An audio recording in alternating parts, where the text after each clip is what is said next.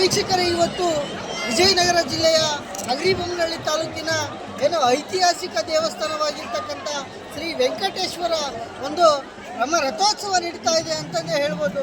ಈಗಾಗಲೇ ನೀವು ನೋಡ್ತಾ ಇರ್ಬೋದು, ರಥೋತ್ಸವ ಈಗಾಗಲೇ ಜರುಗಿ ಮತ್ತೆ ಆ ರಥೋತ್ಸವವು ಈ ಮರಳಿ ತನ್ನ ಸ್ಥಾನಕ್ಕೆ ಬರುವಂಥ ಒಂದು ಸಮಯ ಉಂಟಾಗ್ತಾ ಇದೆ. ಈಗ ನೋಡ್ತಾ ಇರ್ಬೋದು, ಬಹಳಷ್ಟು ಸಹಸ್ರಾರು ಭಕ್ತರ ನಡುವೆ ಶ್ರೀ ವೆಂಕಟೇಶ್ವರ ಒಂದು ರಥೋತ್ಸವ ಜರುಗುತ್ತಾ ಇದ್ದಾವೆ.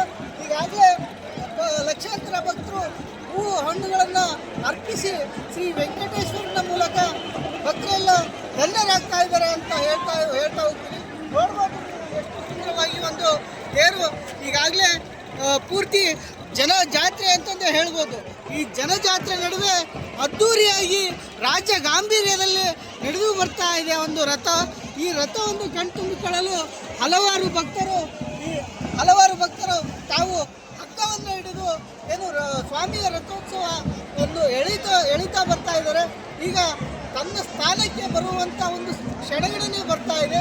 ಈಗ ರಥೋತ್ಸವ ಮುಂದಿನ ಎಷ್ಟು ಸುಂದರವಾಗಿದೆ ಅಂತ ಹೇಳ್ತಾ ನಾನು ಬಸವರಾಜ್ ಕುಮಾರ್, ಸಿಡಿಲುಗುಡುಗು ನ್ಯೂಸ್, ಕ್ಯಾಮ್ರಾಮನ್ ಸುರೇಶ್ ಜೊತೆ, ವಿಜಯನಗರ.